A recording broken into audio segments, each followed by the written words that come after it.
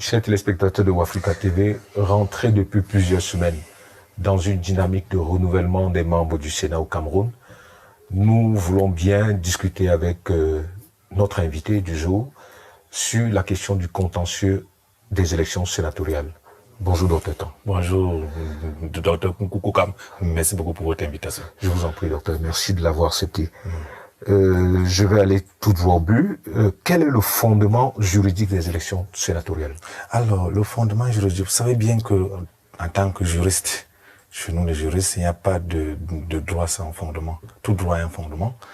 Et quand on parle de contentieux des élections sénatoriales, il y a bien et bien un fondement, bel et bien un fondement. Le fondement, c'est l'article 239 du Code électoral qui dispose que le Conseil constitutionnel veille à la régularité de l'élection des sénateurs. Cette disposition vient de consacrer, si vous voulez bien, de manière effective le pluralisme politique au Cameroun. Vous savez bien que depuis les années 60, l'État du Cameroun, comme beaucoup d'États en Afrique noire, est entré dans une phase de démocratisation, léguée par le colon, bien évidemment, après le départ des Français, les colons français et les colons anglais dans la partie anglophone. Mais il y a eu des soubresauts.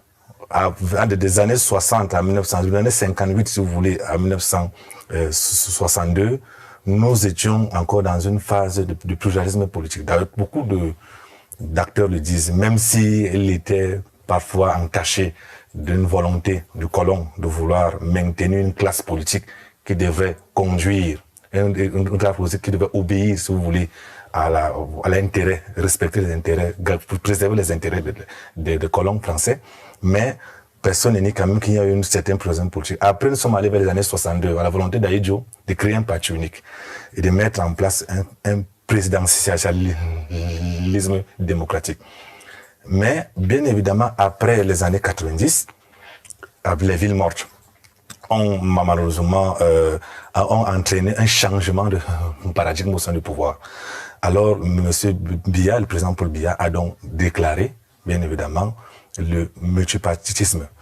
Et ce multipartitisme a donc entraîné vers plus tard, en 1996, la création d'une nouvelle constitution. Et cette nouvelle constitution a mis en place le Conseil constitutionnel. Le Conseil constitutionnel, comme le dit, si vous me permettez, ça permet de garantir le bon déroulement des élections. Et pourquoi? Parce que la régularité et la sincérité des élections politiques sont une des conditions du maintien de la croyance en la vertu du processus de désignation des représentants du peuple et en conséquence de l'élection comme fondement démocratique de légitimité. Donc, le Conseil constitutionnel est composé de 11 membres, comme suit, répartis comme suit.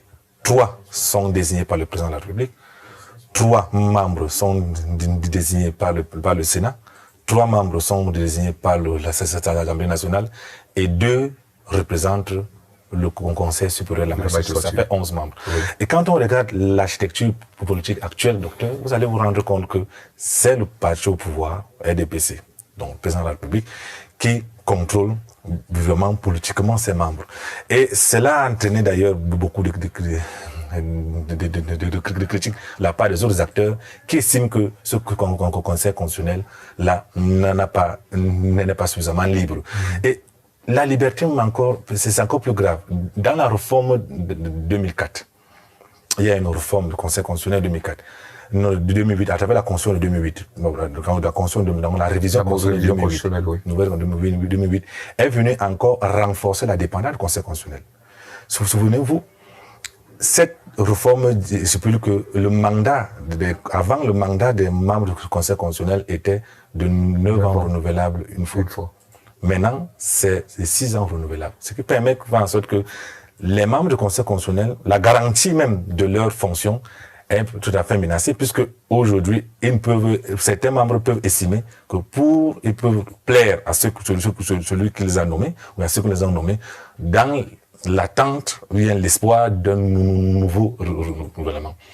Et s'il faut revenir, d'ailleurs, sur le contentieux des élections, pour revenir à votre question, vous allez vous rendre compte que le contentieux lui-même, il a évolué. Parce qu'en même temps, je pense que nous, les juristes, nous sommes encore, il n'y a pas beaucoup d'écrits ces dernières années, un peu sur l'évolution de ce contentieux. Avant, c'était la Cour suprême, à travers l'article 67 de la Constitution, qui statue en lieu et place du Conseil constitutionnel qui devait naître.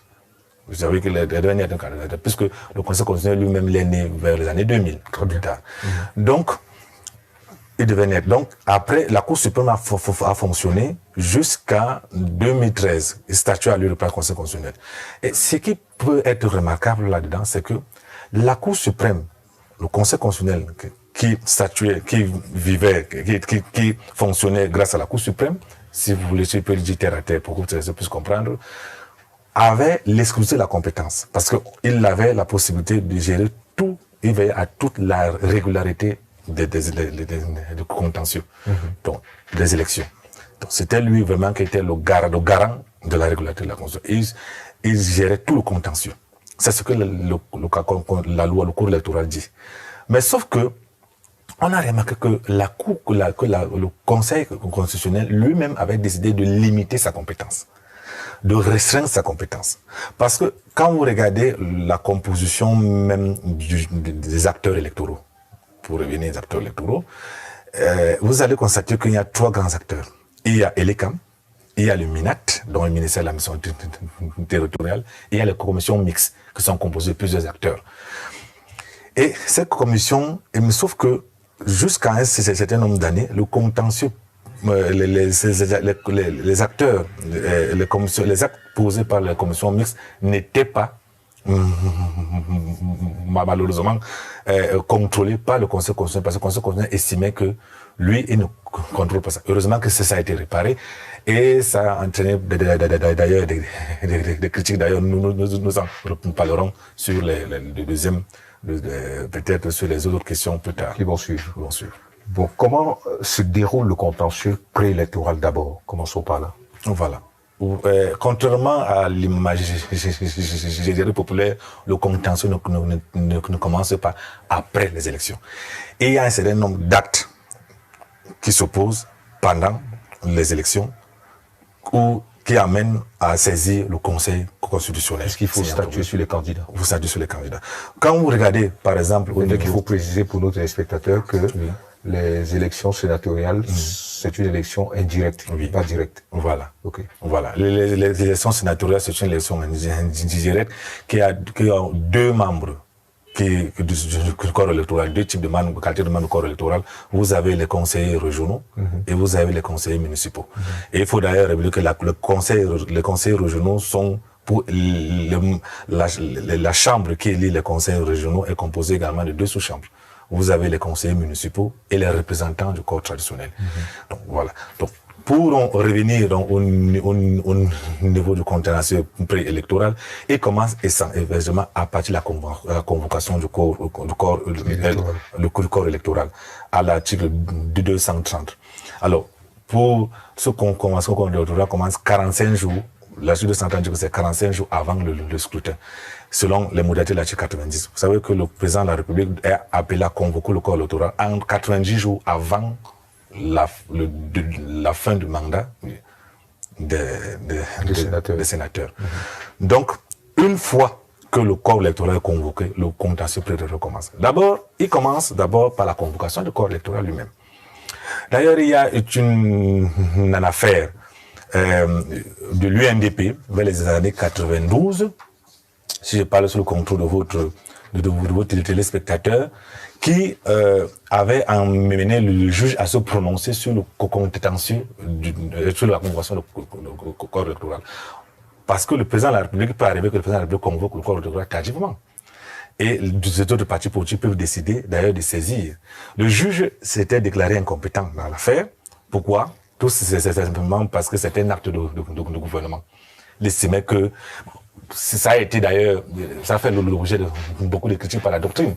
Parce qu'en France, par contre, le juge a plusieurs fois prononcé sur la convocation du corps électoral. Il peut attaquer la décision. Attaquer la décision. Donc, le président de la République convoquant le corps électoral. Bon, c'est le droit camerounais. Commence là. Une fois que le corps électoral est convoqué, les candidats ont 10 jours pour construire leur dossier de candidature. Alors, une fois qu'ils le composent, le dossier de candidature, ils saisissent, ils déposent ça auprès de soit la direction générale des élections, soit dans les démembrements territoriaux de l'ELECAM. Et une fois qu'ils ont déposé la candidature, la direction générale des élections a l'obligation d'acheminer le dossier 72 heures après auprès du conseil électoral. Le conseil électoral décide, publie finalement les listes des candidats 60 jours avant les élections. Et quand ils le publient, ils envoient une copie aux candidats, aux différents partis qui ont choisi, et la direction générale des élections fait donc une lettre à chaque candidat dont la liste a été invalidée pour lui dire les motifs du rejet. Une fois qu'ils ont reçu cela, doivent donc saisir le conseil constitutionnel 48 heures. D'ailleurs, il faut dire que ces délais-là sont très courts. Très court, oui. Il y a eu d'ailleurs un nombre de travaux que nous sommes en train de faire actuellement entre les experts du corps électoral, les experts de la société civile, donc les universitaires, les leaders d'organisations de la société civile. Nous sommes en train de travailler pour revoir un peu ces délais-là. Parce que quand vous voyez tous les acteurs se plaignent, c'est pas un problème qui concerne uniquement les partis d'opposition, y compris les partis au pouvoir. Parce que vous avez 72 heures quand même pour contester ces conseils constitutionnels. Rendez-vous compte que si vous êtes à Maroua, comment vous allez faire pour acheminer rapidement votre dossier 72 heures après? Peut-être si vous voulez prendre l'avion, si ce jour-là, Cameco a un vol plein, ou un voyage, vous faites comment? Donc, c'est difficile. Parfois, mais il y a des endroits où il n'y a pas d'internet, il n'y a pas de technologie. Vous pouvez envoyer les éléments par WhatsApp ou bien par mail. Donc, c'est une difficulté majeure. Mais, coûte que coûte, vous déposez vos dossiers auprès du Conseil constitutionnel. Et le Conseil constitutionnel envoie 24 heures après, comme votre dossier aux personnes qui ne sont pas, en fait, aux autres partis qui ne sont pas d'accord, pour que les autres partis puissent, dont Elecam et en particulier, puisque c'est lui qui rejette justement votre dossier, et 48 heures après, vous devez avoir, vous avez donc une réponse, soit pour accepter ou rejeter. Une fois qu'on a validé, le Conseil constitutionnel a publié la liste, validation de candidature, il n'y a plus de recours. Ça, c'est la première phase. Voilà. Alors, il peut également avoir des cas où la liste elle-même a été rejetée. Bon, là, on n'a pas validé des candidatures, mais qu'est-ce qu'on peut encore dire? Peut-être des insignes du parti, peut-être qu'ils n'ont pas été acceptés, mais qu'à ça ne tienne, tous ces éléments-là doivent saisir le Conseil constitutionnel, ça respecte un peu la procédure. Maintenant, on entre pendant la période des élections. Donc, une fois que les listes sont publiées, on lance maintenant les opérations de campagne électorale. Maintenant, ce que vous allez faire, c'est que vous devez faire le monitoring, par exemple, de tous les problèmes qu'il y a eu. Et une fois que les élections sont finies, les élections finissent au moment du vote, parce qu'il faut préciser, les élections finissent au moment du vote dans les bureaux de vote. Donc, quand vous finissez dans les bureaux de vote, on envoie les dossiers à la commission départementale mixte. La commission départementale de supervision. Alors, une fois qu'on a les bureaux de vote sont fermés, il y a un délai, je pense que ça doit être 24 heures, 48 heures, pour envoyer à la commission départementale de supervision. Et une fois que vous avez donc reçu, c'est quoi? C'est que c'est une commission où il y a plusieurs acteurs. Et les CAM, c'est dirigé par un juge au tribunal de grande instance qui est là. C'est ça aussi un paradoxe, c'est que Elecam est censé être le gestionnaire du processus électoral. Technique, jusqu'à la fin. Oui. C'est ça qu'on a dit. Il est vraiment le gestionnaire du processus électoral. Mais sauf que dans la pratique, quand on revient, il y a des commissions où c'est pas Elecam qui préside. Elecam est comme tous les autres membres. C'est aussi une certaine hérésie. Bon, pas hérésie, mais j'ai des limites. Une contradiction dans notre code électoral. Mais tant mieux. Mais une fois que vous avez au niveau des commissions de supervision, vous venez avec vos PV. Est-ce que vous avez aussi vos PV? Parce que quand on finit les bureaux de vote, quand on déclare les résultats au niveau des bureaux de vote, chaque parti a son PV. Bon, il y a également une disposition du code électoral qui dit que le PV de l'ECAM fait foi en cas de contestation. Mais si on refuse toutes vos réclamations au niveau de la commission départementale, vous avez donc 72 heures pour rassembler toutes vos preuves, y compris les autres éléments que vous avez découverts par la campagne. Par la campagne, il y a eu deux problèmes qui sont posés. Il y a eu le fait que les partis politiques de l'opposition, certains partis politiques n'ont pas eu la libre campagne. Pourquoi? Parce que ce sont les grands électeurs. Vous pouvez bien comprendre que le parti au pouvoir qui avait justement ses électeurs, pas seulement le parti au pouvoir, mais les partis qui avaient leurs électeurs étaient jaloux de leurs grands électeurs. Oui. Donc, ils ne permettaient pas pour ces partis, je ne vais pas citer les noms, mais les partis qui avaient plus de partis, on comprend bien qu'il y a l'UDPC qui avait une majorité à peu près 85% des électeurs, après venait l'UNDP, après venait l'UDC, l'Union démocratique camerounaise, après venait le FNCC, après, donc, tous ces partis-là, qui avaient quand même un potentiel d'électeurs, ont refusé pour la plupart qu'on rencontre, les autres partis rencontrent les électeurs, parce qu'il y avait quand même des aventuriers dedans. Il y avait par exemple l'AFP de Sambaka, qui n'avait même pas d'électeurs, de conseillers municipaux, qui sont quand même présentés. Mais on a quand même rejeté les listes. Oui. Même le SDF s'est présenté à l'Aldama où on a rejeté ces listes. Bon, Okay. ça aussi. qu'en réalité, pour se présenter dans une région, il faut avoir des votants. Oui, il faut avoir des votants, donc les grands électeurs. Les grands électeurs. Oui. Donc, Sinon, au moins un conseiller. Sinon, qui vous voterait? Voilà, qui vous voterait. Donc, on invalide. Mais pour les petits partis quand même, comme le FDC à Mouna Télé, ils ont quand même eu un votant, ils sont quand même présentés dans le centre, avec un seul votant, en espérant que dans la campagne, c'est quand même une campagne aussi. Convaincre un conseiller d'un autre parti de voter pour soi. C'est arrivé souvent. Oui. Je vous raconte, en 2013, beaucoup de militants, de grands électeurs du SDF avaient voté pour le DPC. D'ailleurs, même ces élections-ci, vous allez voir à l'ouest, 15 grands électeurs du SDF, avec un groupe frondeur du SDF, a décidé de voter le DPC, la liste du DPC.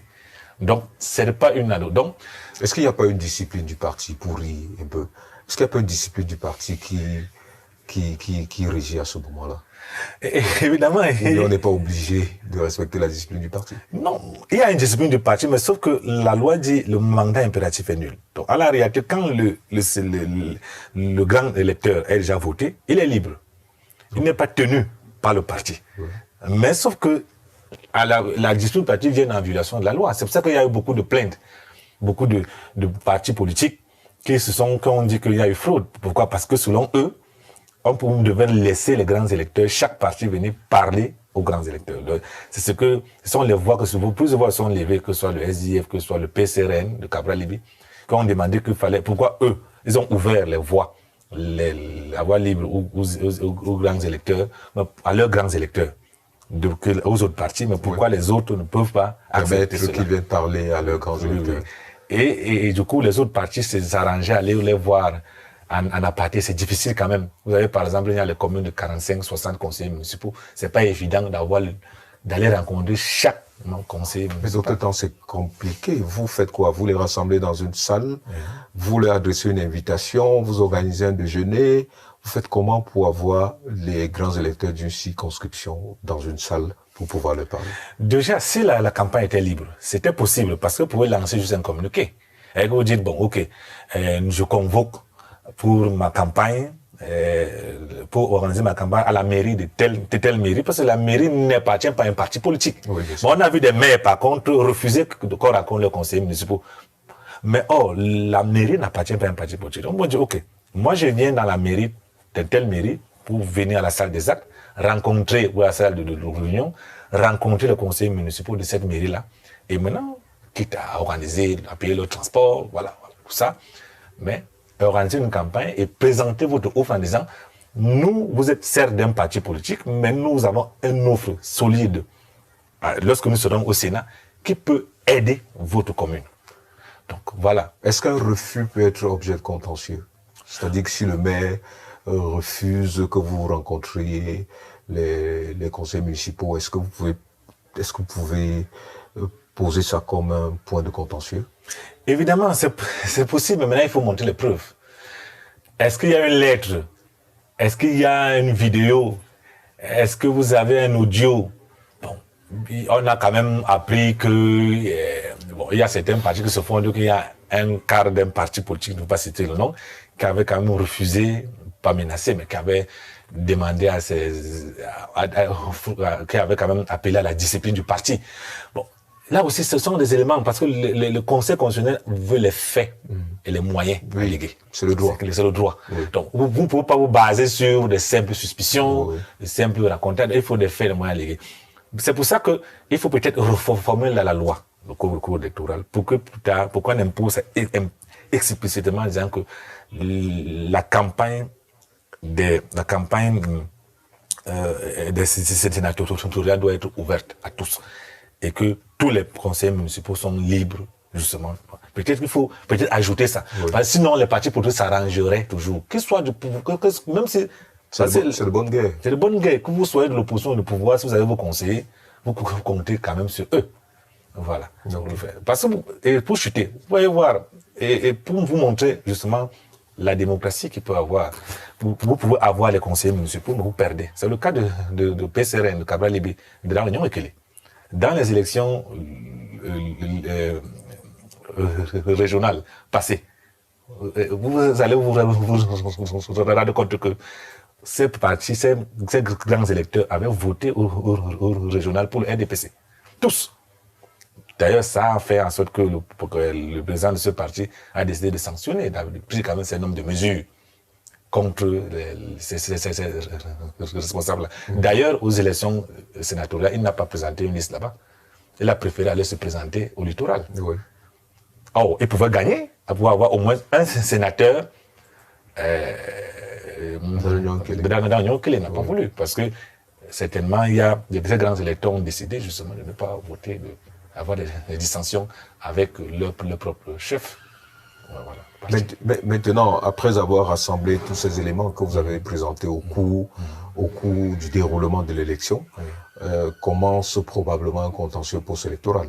Évidemment. Donc vous avez 72 heures. Et pendant les 72 heures, le Conseil constitutionnel peut, d'office, d'abord, rejeter vos dossiers, donc alléguer un certain nombre de raisons pour vos dossiers, comme ils peuvent décider de vous entendre, d'avoir une communication écrite orale pour discuter sur le fond de vos différents dossiers. Maintenant, un des enjeux aussi, c'est que parfois, il n'est pas facile, puisque parfois ça se déroule le week-end des élections. Ça tombe parfois le week-end. Que l'huissier de justice, parce que les huissiers de justice sont d'abord limités, d'abord par des zones que les enferment, territoriales que les enferment, et les jours février aussi. Ils sont supposés ne pas poser d'acte. Donc, c'est souvent compliqué. C'est pour ça que l'une des réformes aussi, peut-être j'en profite, vous parlez dans votre chaîne, monsieur, d'un docteur, donc, pour peut-être qu'il faut réviser la loi, le code électoral, pour que ces huissiers de justice puissent constater partout, pendant cette période-là. Donc, des pratiques exceptionnelles, et deuxièmement, qu'ils puissent... Même ailleurs, on peut pousser loin. Si vous avez un fait le dimanche, si le dimanche, quelqu'un décide de venir vous agresser et que vous voulez faire constater, ça veut dire que vous ne pouvez pas faire constater. Donc, ce n'est pas que pour les élections, le contentieux des élections sénatoriales ou bien, je sais pas, municipales ou présidentielles. Il est tout à fait normal que si vous avez un problème le dimanche, qui reste un jour, vous pouvez perdre votre vie et ne pas pouvoir recourir devant un tribunal parce que vous n'avez pas les preuves, parce que l'huissier n'a pas pu constater. Je le dis comme ça en passant, poursuivez, docteur Tom. Voilà. Donc, vous allez donc voir qu'une fois donc vous avez donc le Conseil constitutionnel a donc reçu cette nature, il peut donc étudier chacun de dossiers et après décider de trancher en faveur ou pas de vos allégations. Pour la plupart du temps, les dossiers parfois sont rejetés pour plusieurs raisons. D'abord parce que il n'y a pas d'éléments qui soutiennent le dossier. Et déjà parce que parfois les partis politiques, par erreur ou bien par ignorance, commettent des erreurs, par exemple au niveau des candidatures des listes. Il faut respecter la composition sociologique. Beaucoup de dossiers sont souvent rejetés à ce niveau-là. Et la notion du genre. Ça reste dans le contentieux préélectoral. Oui. Bon, maintenant, le contentieux post-électoral, parfois, ils n'ont pas suffisamment d'éléments à rassembler sur le terrain. Peut-être parce que le temps aussi est court. Bon, et voilà, et c'est souvent très difficile. Bon, d'autres aussi remettent quand même aussi en cause le Conseil constitutionnel lui-même, en disant qu'il n'y a pas parfois suffisamment d'indépendants de ce Conseil constitutionnel.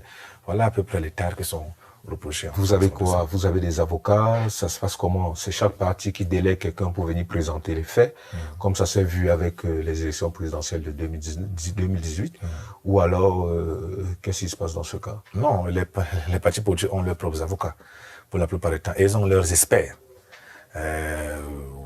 Ils ont des experts juridiques, parfois sont des personnes chevronnées, ne sont pas nécessairement juristes, mais sont des personnes chevronnées qui ont travaillé sur le terrain, qui peuvent collecter les preuves, mais ils ont toujours dans leur sein un avocat, un ou plusieurs avocats, parfois qui sont membres du parti, ou bien qui recrutent pour les faits de circonstances pour venir présenter les dossiers de candidature qui sont présentés.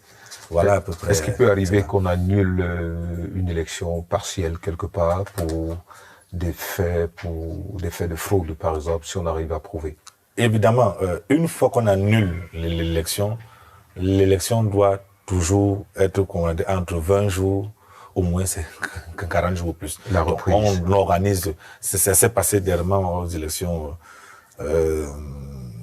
législatives, et municipales dans les zones anglophones. Je pense que il y a le SDF qui a eu gain de cause, je pense que de nord-ouest, pour qu'on reprenne un peu les élections de ce côté-là, parce que c'est avéré que il y a eu des erreurs où les gens n'ont pas suffisamment voté. En tout cas, il y a eu pas mal de preuves que le SDF avait prouvé pour présenter au Conseil constitutionnel, et on a réorganisé les élections. Qu'est-ce qui se passe? On proclame d'abord les résultats de manière générale et après on organise, on reprend l'élection là où il faut reprendre. D'abord, si un candidat a été, on a annulé plus ou moins une liste, on proclame les élections, il commence à travailler en fonction, il travaille parce que l'annulation ne suspend pas.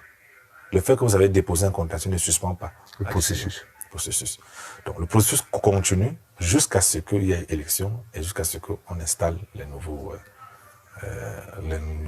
les élus qui viennent. Donc c'est comme ça que ça fonctionne. Merci infiniment d'autre temps. Merci d'être venu nous expliquer tout ça, tout ce qui se passe dans le contentieux des élections sénatoriales. Oui. Merci de rester avec nos téléspectateurs qui auront certainement des questions pour lesquelles nous allons certainement vous rappeler. Nous allons vous solliciter pour que vous puissiez, parce que c'est notre mission, c'est de former, c'est d'informer, c'est de donner à nos téléspectateurs des outils pour décrypter, pour interpréter, pour comprendre l'actualité et pour s'y situer. Merci. Chers téléspectateurs, merci et à très bientôt sur Africa TV. Merci.